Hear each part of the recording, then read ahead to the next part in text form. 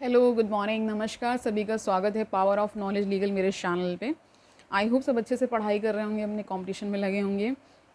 और आजकल हम जो खुद से प्रेम करना सीख रहे हैं, लुई है हमें सिखा रही हैं, उसका आज 9वां दिन है। 21 दिन का ये कोर्स है, ठीक है। आज उसके हम 9th डे में प्रवेश कर गए हैं।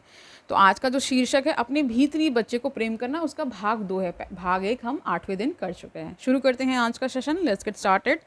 आज अब मिरर वर्क का उपयोग अपने अतीत को भूलने और अपने भीतर के खूबसूरत बच्चे को प्रेम करना शुरू करने के लिए करेंगे। शुरू करें। आज आप और आपका भीतरी बच्चा कैसा है? क्या आप दोनों एक दूसरे को कुछ बेहतर समझने लगे? यानी कि खुद से ही ये प्रश्न करना है कि क्या हम खुद को समझने लगे हैं अच्छे से? मैंने पाया है कि अपने भीतरी बच्चे के साथ काम करना अतीत के घावों को भरने में बहुत मददगार साबित होता है। हम हमेशा अपने अंदर मौजूद उस डरे हुए नन्हे बच्चे की भावनाओं के साथ संपर्क में नहीं रहते। यदि आपका बचपन मौखिक और शारीरिक लड़ाइयों से भरपूर था, तो आपकी मानसिक रूप से स्वयं को चोट पहुंचाने की आदत हो सकती है। तो देखिए, सुसाइडल टेंडेंसीज़ भी होती हैं अगर आपका बचपन अच्छा नहीं होता है। बहुत ज़्यादा अगर टॉक्सिक बचपन रहा है, जिसमें बहुत सारी विषमताएँ थीं, इसमें बहुत सारा आपका कह सकते हैं शोषण हुआ, या आपको मानसिक रूप से बहुत प्रताड़ना मिली, शारीरिक प्रताड़ना भी मिली, है ना। इस तरह से जो चीज़ें होती हैं, तो फिर क्या होता है कि उन बच्चों में सुसाइडल टेंडेंसीज़ होती हैं, ठीक है।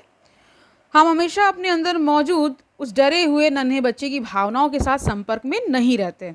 यदि आपका बचपन मौखिक और शारीरिक लड़ाइयों से भरपूर था, तो आपकी मानसिक रूप से स्वयं को चोट पहुंचाने की आदत हो सकती है। जब आप ऐसा करते हैं, तो आप अपने भीतरी बच्चे के साथ भी उसी बर्ताव को जारी रखते हैं, हालांकि उस भीतरी बच्चे के पास जाने के लिए कोई जगह नहीं है। हम में से कई के पास एक ऐसा भीतरी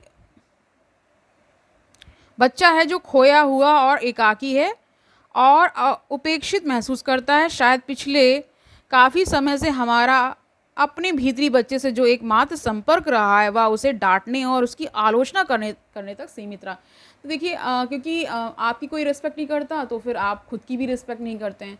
तो ये एक विशिष्ट सर्कल बन जाता है, यानी जिसे दुष्चक्र कहा जाता है, ठीक है। इसका मतलब ये है कि आप एक समस्या से उबरते हैं कि दूसरी समस्या आ जाती है, उससे उबर ही नहीं पाते हैं, ठीक है। यानी पूरा जो माहौल है आसपास का, वो इतना ज़्यादा आपको परेशान करने लगता है कि आप परेशानियों को अट्रैक्ट करने लगते हैं। इसके बाद हम लॉ ऑफ अट्रैक्शन भी करने वाले हैं। उसका सही तरीके से जो विश्लेषण होना चाहिए, उसको मैं एक्सप्लेन करने वाली हूँ, क्योंकि बहुत सारे लोग बहुत गलत तरीके से उसको समझते हैं, ठीक है। हम उसको ठीक से करने वाले हैं, क्योंकि कई बार कई चीज़ें इंटरप्रिटेशंस पे भी बहुत डिपेंड करती हैं कि आपने उसका इंटरप्रिटेशन किस प्रकार किया, ठीक है। तो हमारी इंटरप्रिटेशंस पे बहुत सारी चीज़ें डिपेंड करती हैं। अगर आप अच्छी चीज़ों को अट्रैक्ट करना चाहते हैं, तो आपको सच अच्छा सोचना ही पड़ेगा। और मैं कहती हूँ, हमेशा बार बार कहती हूँ कि अगर सोचना ही है तो अच्छा सोच लो ना, बुरा क्यों सोचना है? बुरा तो अपने आप होगा ही होगा, ठीक है। ओके फाइन, क्योंकि अच्छे बुरे का ये संसार है, आपको सुख दुख मिलने वाले हैं। और जब आप धैर्य और पेशेंस के साथ, है ना, बिल्कुल जीवन को जीने वाले हैं ना, तो फिर क्या परेशानियां भी आएंगे तो फुर्र हो जानी है, ठीक है। आप उसको डील कर ले जाएंगे, ओके, ठीक है। तो कह रहे हैं हम में से कई के पास एक ऐसा भीतरी बच्चा है जो खोया हुआ और एकाकी है और उपेक्षित महसूस करता है। शायद पिछले काफ़ी समय से हमारे यहाँ अपने भीतरी बच्चे से जो एकमात्र संपर्क रहा है, वह उसे डांटने और उसकी आलोचना तक सीमित रहा। फिर हम सोचते हैं कि हम दुखी क्यों हैं। हम अपने ही एक अंश की उपेक्षा करके अंदर से खुश होकर कैसे रह सकते हैं। आइए आज हम अपने मिरर वर्क का उपयोग अपने माता पिता की सीमाओं से परे जाकर अपने अंदर मौजूद नन्हे से खोए खोए बच्चे से जुड़ने के लिए करें। आइए हम अपने अतीत को माफ़ कर दें और इस खूबसूरत भीतरी बच्चे को प्रेम करना शुरू कर दें। यानी फॉरगेट योर पास्ट और शुरुआत आज से कर दीजिए, बिल्कुल नए तरीके से, ठीक है। इस बच्चे को यह जानने की आवश्यकता है कि हम उसकी परवाह करते हैं। ये खुद को ही बोलना है, आई केयर फॉर यू, ठीक है। हम में से अधिकांश लोगों ने अतीत की मतलब अतीत में कई ऐसी भावनाएं होती है ना, जो बहुत ही कड़वी होती हैं। आपके साथ बहुत दुर्व्यवहार हुआ, आपको इंसल्ट किया गया, आपको बुली किया गया, आपको नीचा दिखाया गया। हम सबके जीवन में घटता ही घटता है।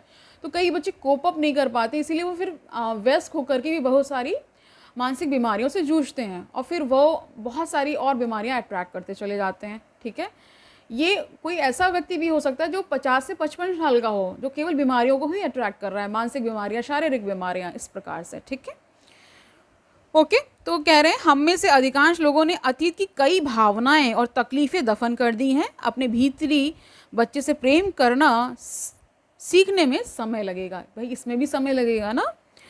आप जितना समय चाहते हैं ले लें, इन अभ्यासों को बार बार करें। जो आपको कराया जा रहा है अभ्यास, उसको बार बार करते रहना है। ठीक है, ओके फाइन। मैं वादा करती हूँ कि आप अपने लक्ष्य तक पहुँच जाएंगे। आपका भीतरी बच्चा अभी भी उन विचारों को मानता है जो आपने बहुत पहले विकसित कर लिए थे। यदि आपके माता पिता के विचार सख्त थे और अब आप अपने प्रति बहुत सख्त हैं, या आप अपने इर्द गिर्द दीवारें बना लेते हैं, तो कई लोग की ये आदत होती है कि अपने इर्द गिर्द वो बाउंड्रीज़ बना लेते हैं कि इसको कोई पार नहीं करेगा। वो खुद भी नहीं पार करते, यानी कि बहुत कम मिलते जुलते हैं। उनको लगता है कि ये भी आएगा तो मेरी इंसल्ट ही करने वाला है, ये भी आएगा तो मुझे कुछ गलत ही मतलब बोल के जाने वाला है। तो इस तरह से फिर एक आप गार्डेड इन्वायरमेंट में रहना पसंद करते हैं। ठीक है, यही सब हो जाता है ना। कह रहे हैं कि अपने इर्द गिर्द दीवारें बना लेते हैं। तो आपका भीतरी बच्चा शायद अभी भी आपके माता पिता के नियमों का पालन कर रहा है। यदि आप अभी भी हर गलती के लिए स्वयं को छोटा महसूस कराते हैं, तो आपके भीतरी बच्चे के लिए सुबह या सोचते हुए उठना कितना भयावह होगा कि पता नहीं आज मेरे माता पिता किस बात पर मुझ पर चिल्लाने वाले हैं। तो बहुत ज़्यादा जब माँ बाप सख्ती से पेश आते हैं ना, तो ऐसा होता है, बच्चों में थोड़ा सा डर ज़्यादा बैठ जाता है। ठीक है, अतीत में जो हमारे माता पिता ने हमारे साथ किया वह उनकी चेतना का परिणाम था। अब हम अभिभावक, क्योंकि अब हम गार्जियंस बन चुके हैं, ये यहाँ पे कहने का मतलब है। हम अपनी चेतना का उपयोग कर रहे हैं। यदि आप अभी भी अपने भीतरी बच्चे की देखभाल करने के लिए मना कर रहे हैं, तो आप स्वयं के आक्रोश में फंसे हैं। निरपवाद रूप से इसका अर्थ है कि अभी भी कोई है जिसे माफ़ करने की आपको आवश्यकता है। वह कौन सा आक्रोश है जिसे जाने देने की आपको आवश्यकता है? वह कौन सी बात है जिसके लिए आपने अभी भी स्वयं को माफ़ नहीं किया है? अभी के लिए कल्पना करें कि आपने अपने भीतरी बच्चे का हाथ पकड़ा हुआ है और कुछ दिन आप हर जगह साथ साथ जाने वाले, जैसे बचपन में माँ बाप हमारी उंगली पकड़ करके हमें कहीं भी ले जाते थे, तो उंगली पकड़ के, हाथ पकड़ के, या गोद में ले जाते थे ना, इस तरह से। देखिए आपको कितने आनंददायक अनुभव हो सकते हैं। यह बात आपको मूर्खतापूर्ण लग सकती है, लेकिन कृपया ऐसा करके देखें, यह सच में काम करता है। खुद के लिए और अपने भीतरी बच्चे के लिए एक शानदार जीवन की रचना करें। ब्रह्मांड प्रतिक्रिया व्यक्त करेगा और आपको अपने भीतरी बच्चे और वयस्क स्वयं का उपचार करने के तरीके मिल जाएंगे। आपके बचपन के आरंभिक दिन चाहे जैसे भी रहे हों, सुखद या दुखद, अब आप और सिर्फ आप ही अपने जीवन के लिए जिम्मेदार हैं। आप या तो अपना समय अपने माता पिता की शिकायतें करते हुए बिता सकते हैं, या प्रेम को अंगीकार कर सकते हैं। तो चूज़ आपको ही करना है कि दिन भर या आगे भी शिकायतें ही करनी है, या अपने जीवन को परिवर्तित करना है, या आप पे डिपेंड करता है। मेरे अनुसार प्रेम सबसे बड़ा इरेज़र है, यानी जैसे मिटाने वाला, जैसे हम पेंसिल और रबड़ का इस्तेमाल करते थे ना अपनी गलतियों को, जो भी हम करते थे। ठीक है, फिर जब हम परफेक्ट हो जाते हैं तो हमें पेन थमा दिया जाता है कि अब हम अच्छे से लिख सकते हैं। लेकिन ये मान लेना कि कुछ चीज़ें कभी ठीक ही नहीं होंगी, ये गलत है। ओके, यह सबसे गहरी और सबसे दर्दनाक यादों को भी मिटा देता है, क्योंकि प्रेम किसी भी अन्य चीज़ से अधिक गहराई तक जाता है। एक पल के लिए सोचें, आप एक दर्द भरा जीवन चाहते हैं या फिर एक खुशियों से भरा जीवन? शक्ति और विकल्प हमेशा आपके अंदर होते हैं। अपनी आँखों में देखें और अपने आप को और अपने भीतरी बच्चे को प्रेम करें। आइए एफर्म करें, मैं अपने भीतरी बच्चे को प्रेम करता हूँ, अब मैं अपने जीवन के लिए स्वयं जिम्मेदार हूँ। तो आज का मिरर वर्क अभ्यास देख लीजिए ओके। अपने बाथरूम के आईने के पास जाएं और बच्चे के रूप में अपनी उस तस्वीर को देखें जो आपने कल उस पर चिपकाई थी। कल 5 साल वाली तस्वीर चिपकाई थी ना। एक पल का समय निकालकर अपने भीतरी बच्चे से कहें कि आप अब उसकी परवाह करते हैं। या अफर्मेशंस बोलें, मैं तुम्हारी परवाह करता हूँ, मैं तुम्हें प्रेम करता हूँ, मैं सच में तुम्हें प्रेम करता हूँ, ये खुद को बोलना है। यदि संभव हो तो अपने आईने के सामने बैठ जाएं या बैठकर एक हाथ के आईने में देखें। अपने भीतरी बच्चे से उस बातचीत को जारी रखें जो आपने कल शुरू की थी।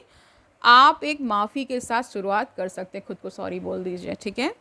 जैसा आप कह सकते हैं, मुझे माफ़ करना कि मैंने इतने सालों से तुमसे बात नहीं की, मुझे माफ़ करना कि मैं तुम्हें इतने लंबे समय तक डांटता रहा, मैं उस पूरे समय की पूर्ति करना चाहता हूँ जब हम एक दूसरे से अलग रहे थे। यदि आपने पिछले 50 से 60 वर्षों से अपने भीतरी बच्चे से बात नहीं की है तो आपको उससे जुड़ाव महसूस करने में समय लग सकता है, लेकिन आप दृढ़तापूर्वक कोशिश करते रहें, अंत में आप दोनों जुड़ जाएंगे। आप उस बच्चे को अपने अंदर महसूस कर सकते हैं, आप उसे अंदर सुन सकते हैं, यहाँ तक कि आप उसे अंदर देख भी सकते हैं। अपने टिश्यू बॉक्स अपने पास रखें, यानी हो सकता है रोना आ जाए तो उसमें ऐसा होता है, आप भावुक भी हो सकते हैं। अपने भीतरी बच्चे से बात करते समय रोने में कोई हर्ज नहीं है। आंसू आपकी हिचकिचाहट खत्म करके आपके अंदर के बच्चे से जुड़ने में आपकी मदद करेंगे। आज का दैनिकी अभ्यास क्या है, यानी आपको डायरी में क्या लिखना है वो जान लेते हैं। जब आप छोटे थे तो आपको क्या करना सच में अच्छा लगता था, है ना। जो कुछ भी आपके दिमाग में आता है लिख डालें। आपने आखिरी बार इनमें से कोई काम कब किया था। कई बार हमारे अंदर का अभिभावक हमें मस्ती करने से रोक देता है क्योंकि वह बड़ों के करने की चीज़ नहीं है। अब अपनी दैनिकी नीचे रख दें और बाहर जाकर अपने नन्हे बच्चे के साथ खेलें, मस्ती करें, वह पागलपन वाले काम करें जो आपको बचपन में करने में मज़ा आता था, है ना। जैसे पत्तों के ढेर पर कूदना या बगीचे में चल रहे स्प्रिंकलर के नीचे दौड़ना, दूसरे बच्चों को खेलते हुए देखें, उससे आपके मन में उन खेलों की याद ताज़ा हो जाएगी जिन्हें खेलना आपको अच्छा लगता था। यदि आपको जीवन में और अधिक मदद चाहिए तो अपने भीतरी बच्चे से जुड़ें और स्वतः प्रवृत्ति के स्थान से आ जाएं। मैं आपसे वादा करती हूँ कि आपको जीवन में आनंद आने लगेगा। ठीक है, आज का हार्ट थॉट क्या है, यानी दिल की बात क्या है, मैं बदलने और आगे बढ़ने के लिए तैयार हूँ। आप नई चीज़ें सीखने के लिए तैयार हैं क्योंकि आप कुछ भी नहीं जानते। आप पुरानी अवधारणाएं छोड़ने के लिए तैयार हैं क्योंकि अब वे आपके लिए काम नहीं करती। आप अपना व्यवहार देखकर यह कहने के लिए तैयार हैं कि मैं अब यह नहीं करना चाहता। आप जानते हैं कि आप जो हैं उससे और अधिक बन सकते हैं, एक बेहतर व्यक्ति नहीं, क्योंकि उसका अर्थ होगा कि आप अभी उतने अच्छे नहीं हैं, जो कि सही नहीं है, बल्कि आप जो वास्तव में हैं उससे और अधिक।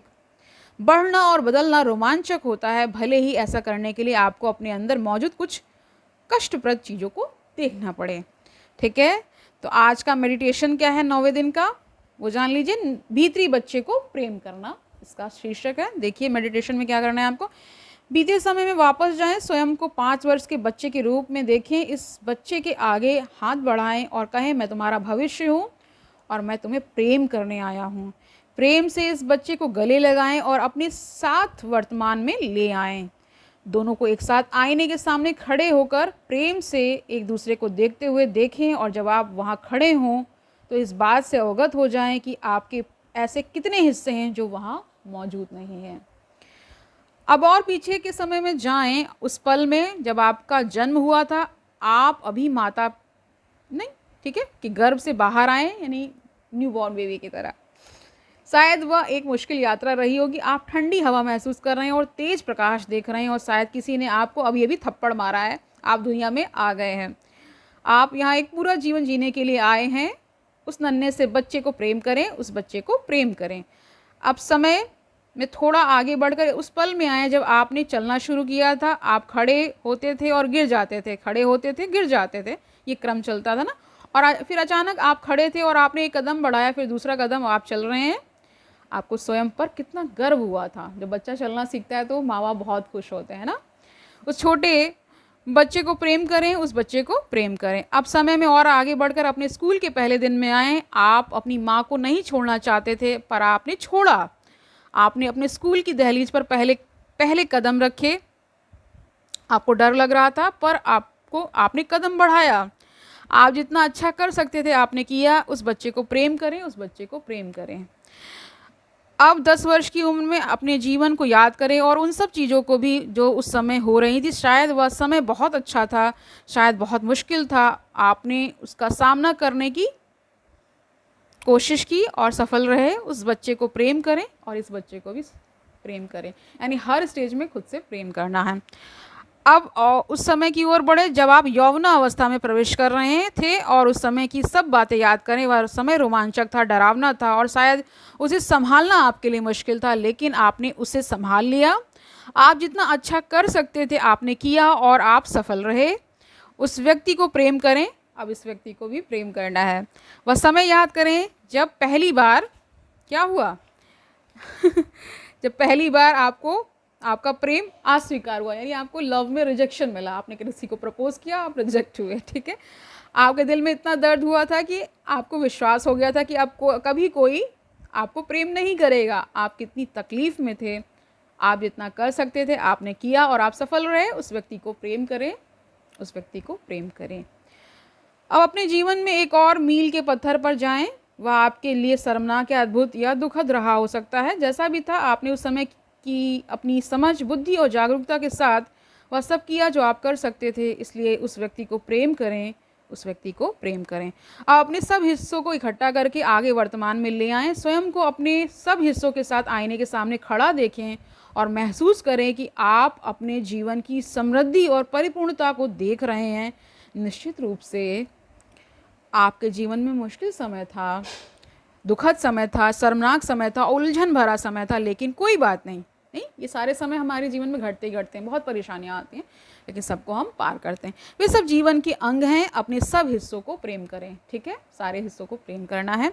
आप अब पीछे मुड़ें और जब आप आगे देखें तो अपने सामने एक व्यक्ति को बाहें फैलाए देखें जो कह रहा है, मैं तुम्हारा भविष्य हूँ और मैं तुम्हें प्रेम करने आया हूँ। जीवन अपने आप को प्रेम करने का एक असीमित अवसर है। भूत, वर्तमान और भविष्य, अपने हर एक हिस्से को प्रेम करना और स्वीकार करना ही उपचार है। यदि आप अपने किसी भी हिस्से को अस्वीकार करते हैं तो आप परिपूर्ण या स्वस्थ कैसे हो सकते हैं। उपचार का मतलब है अपने आप को फिर से पूर्ण बनाना। स्वयं को प्रेम करें, अपने हर एक हिस्से को प्रेम करें और पूर्ण बने। सब ठीक है और ऐसा ही है। तो आज का सेशन जो नवा दिन है, निश्चित ही बहुत ही टच करने वाला सेशन है, क्योंकि हम अपनी हर स्टेज को छूते हुए आए हैं, ठीक है। न्यू बॉर्न से वयस्क होने तक और 50-60 की उम्र में जो लोग हैं वो भी ये सारे अभ्यास कर सकते हैं। हर स्टेज ऑफ लाइफ को एक्सेप्ट करना है, उससे प्रेम करना है, उस व्यक्ति से प्रेम करना है जो वो उस समय था। हमारे अंदर ही बहुत सारे लोग निवास करते हैं। एक छोटा बच्चा, फिर उससे बड़ा बच्चा करते करते 50-60 साल का ये बच्चा हो जाता है, ठीक है। और एक समय ऐसा भी आता है जब मृत्यु घटित होती है, तो मृत्यु के समय तो कुछ भी नहीं पता चलता, वो तो बाहर वाले रोते हैं, ठीक है।